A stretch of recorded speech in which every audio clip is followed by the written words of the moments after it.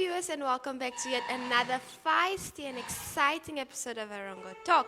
My name is Michelina Batises, and we're finding ourselves at the heart of Duinesig High School here in Walvis Bay. So, as per usual, we'll give you some news, we'll give you some weather and tides, and we'll also speak to the Education Director, Ernfriede Stephanus, about the 2022 academic school year. So, stay tuned for the calendar day.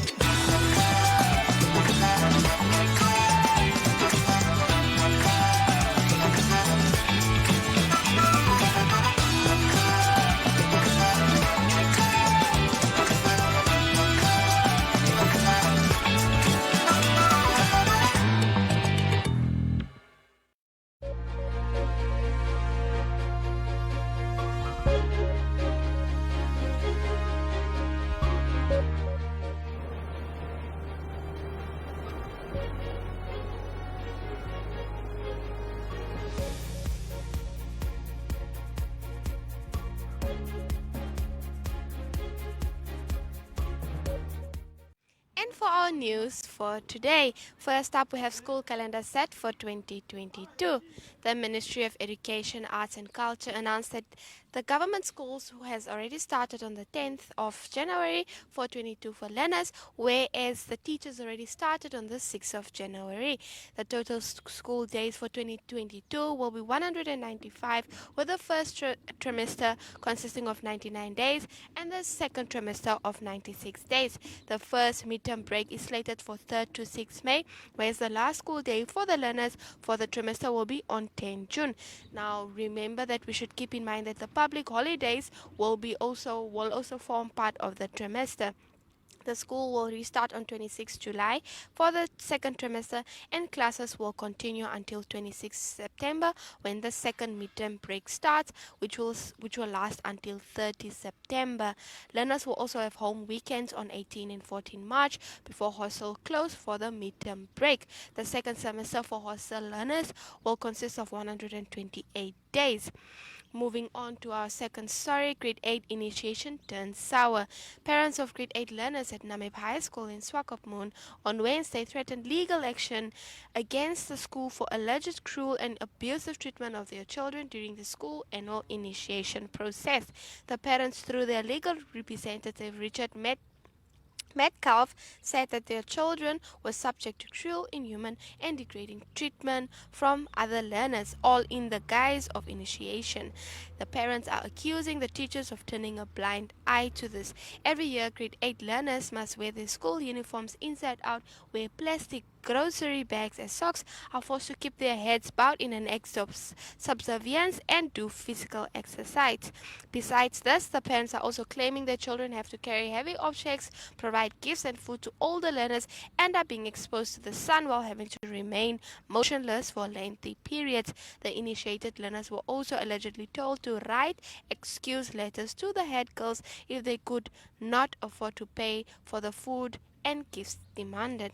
Some of the so-called initiation procedures simply amount to criminal offenses punishable by our courts. The letter from the Metcalf to the school's principals, Rosemary September, stated, adding that some initiation practices allegedly caused physical harm, necessitating medical intervention to some of the grade 8 learners.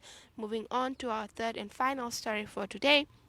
line drawn between initiation and orientation at Swakop School. Character building, discipline, and academic performance are considered respectable outcomes of orientation for new school learners, while practices that could involve physical and psychological abuse under the guise of initiation of new learners is against the law. This was the agreement between parents of grade 8 learners of Namib High School at Swakopmund, the school principal Rosemary September, and Erongo's education director Ernfriede Stephanus during a meeting recently after the school was threatened with legal action after alleged abuse during the school annual initiation of grade 8 learners started last week in public schools. It is alleged that some of these learners at the school were subject to physical, emotional abuse. In a nutshell, it states that any practice, be it physical, mental, emotional, or psychological, that may result in the injury or degradation of the character of a learner constitutes to criminal offense. September provided a report at the meeting in which she highlights the positive aspects pertaining to what is fitly termed an orientation program. Every year we start with about 180 grade 8 learners who come from different schools and different cultures and economic backgrounds, hence our orientation program, she said. Now, if you'd like to read the stories and many more, please don't forget to visit our website. Stay tuned.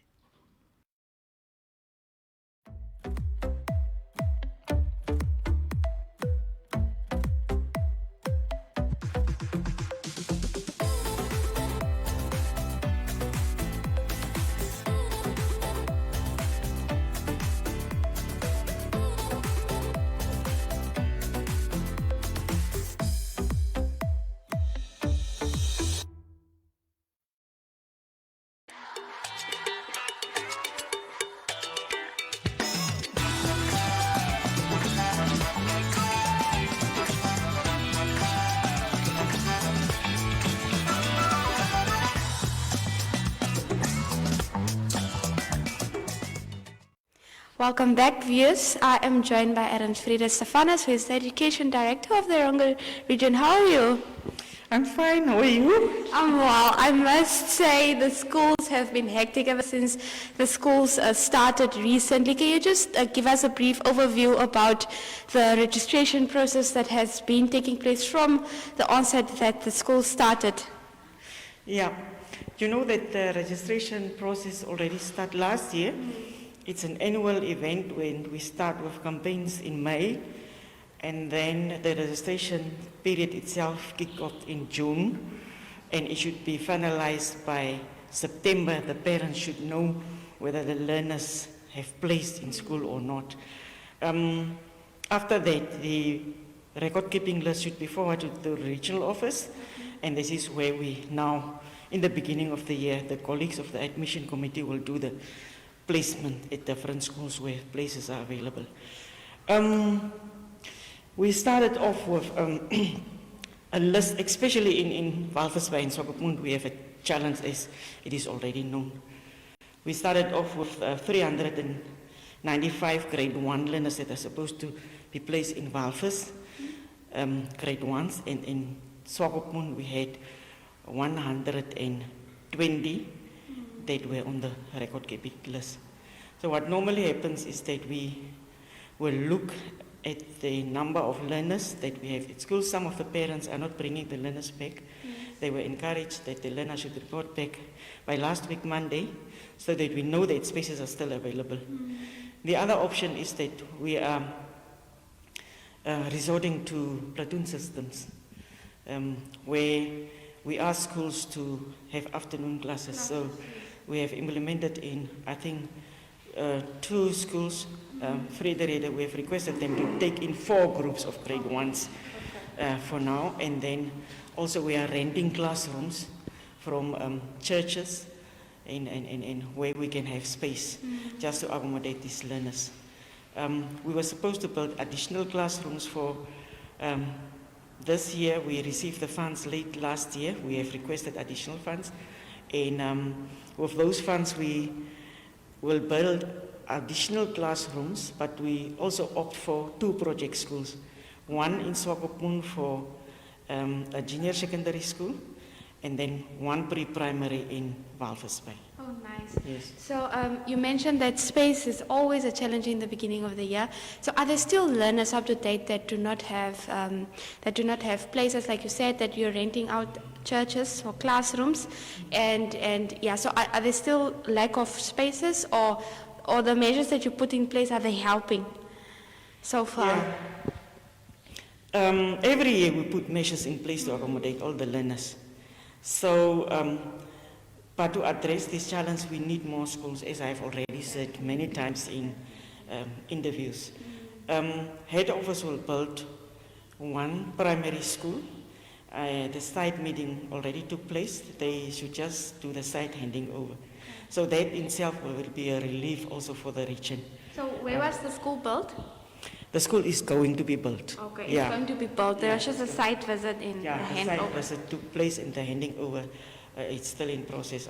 It will be soon. The challenge that we are experiencing is that many of the outside parents are also, because of many reasons, looking for jobs in coastal towns, are flocking to the coastal towns, and then therefore we have so many learners.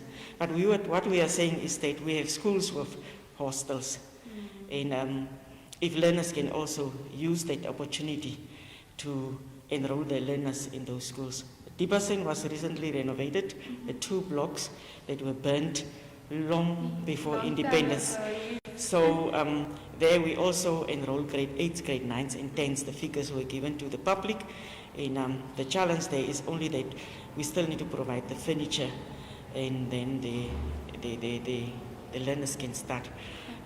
Hopefully by next week, Friday, all should be in place, and then the learners should report back at school. That's wonderful. Just now tapping in also to the hostels that you mentioned, are there still more hostel challenges with regards to schools?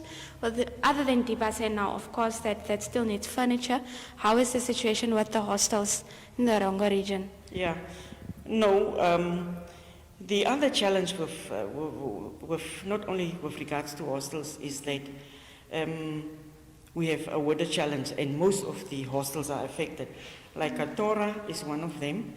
Ovihitva is also having a community hostel, and then we have Omashete that is also having a community hostel. But when it comes to the government hostels, we have provided everything. We have renovated the hostels last time with the COVID funds. So there are a few hostels now that are having a challenge, like the 2 hostels in Swakopmund. You know that the Namib primary hostel was closed.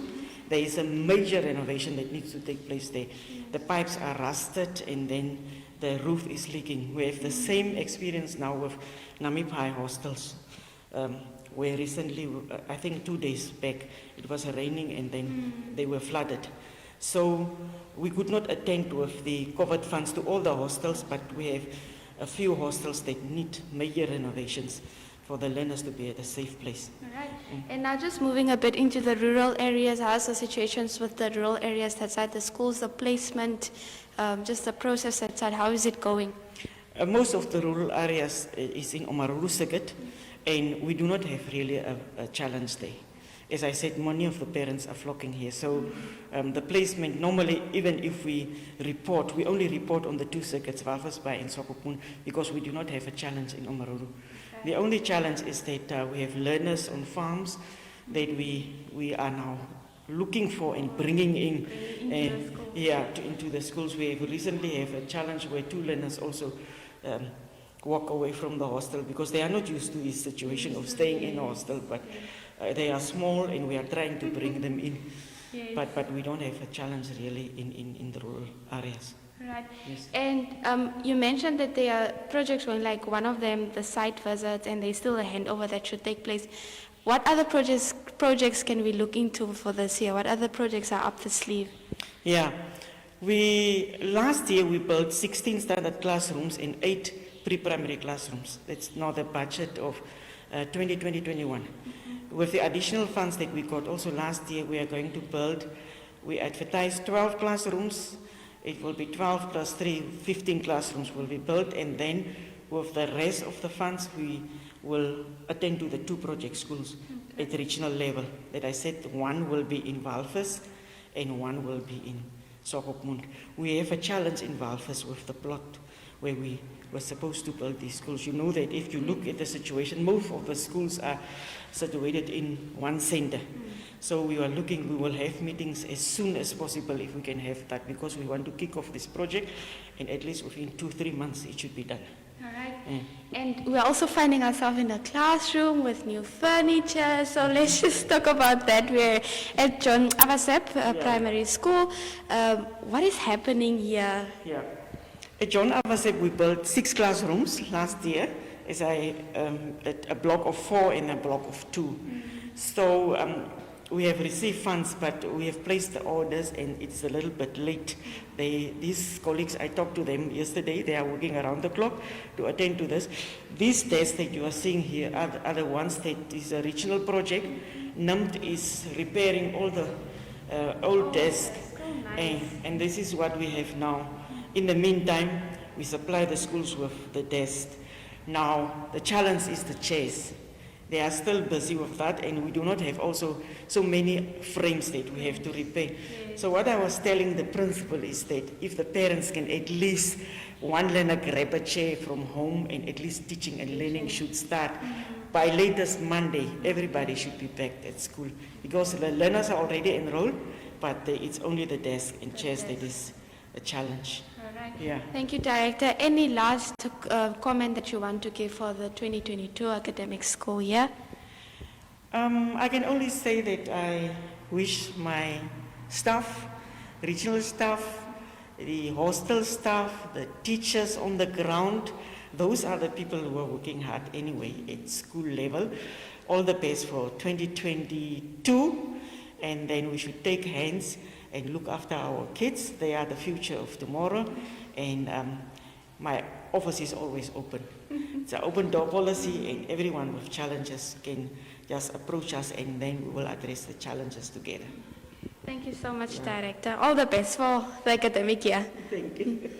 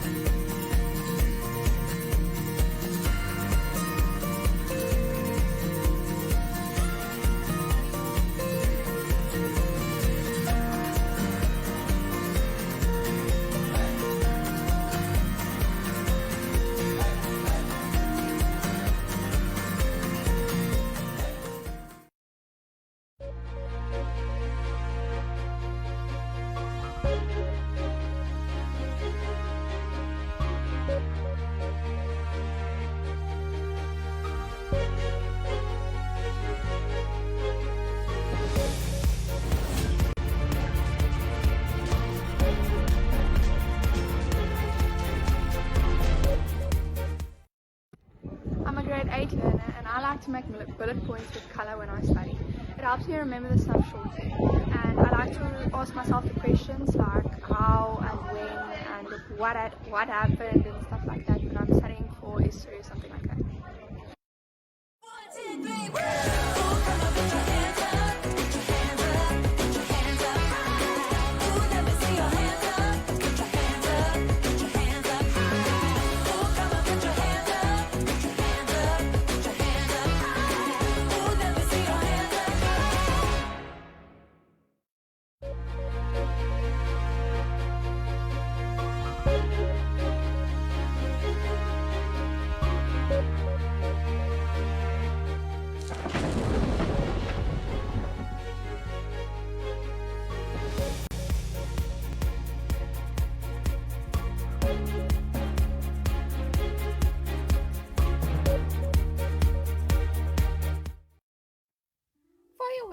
report for today. For Walvis Bay, the sun was out 22 minutes to 7 and will set 9 minutes to 8. Walvis Bay will experience a maximum of 22 degrees Celsius with a minimum of 16 and a maximum of 21 degrees Celsius predicted for tomorrow.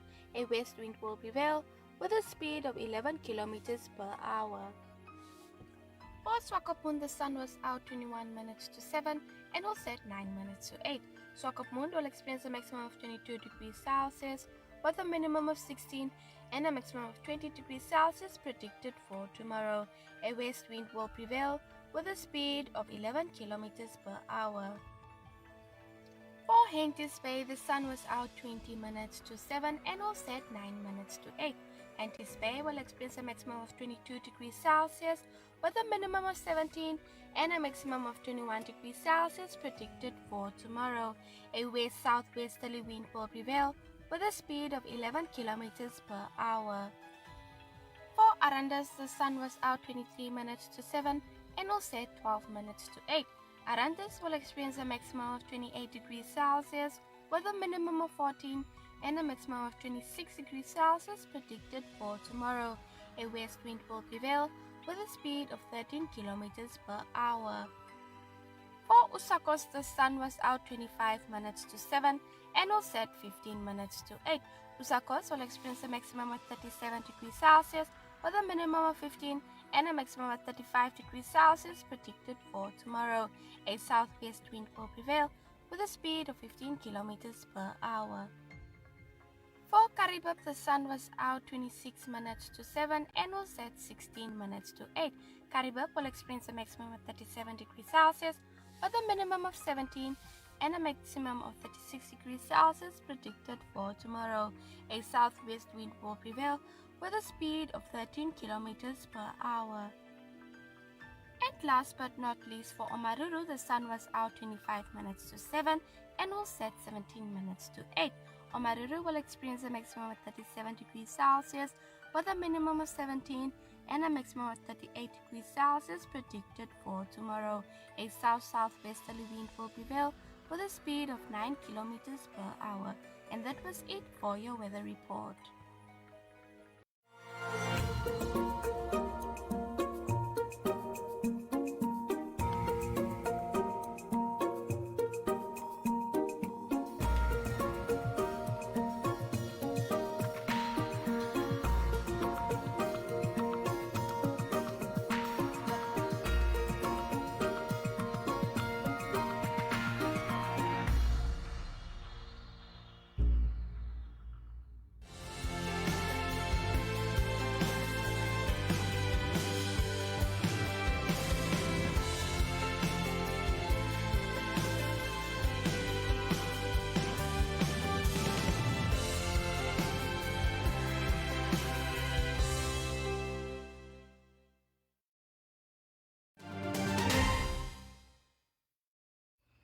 And unfortunately, we've come to the end of our lovely episode for today. But fear not, we'll be joining you tomorrow again.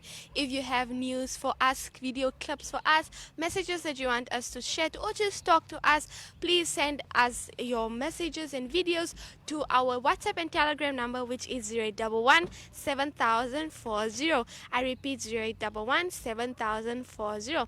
And if you'd like to read more stories, the stories that I read today, and many more, don't hesitate to visit our website on www.erongo.com.na. I repeat, www.erongo.com.na. We also have our own online TV channel, which consists of our show and many other NMH TV shows. So you can visit our site on oneup2.com. I repeat, oneup2.com. We also have a brand new email where you can send us your news tips, which is newstips@erongo.com.na.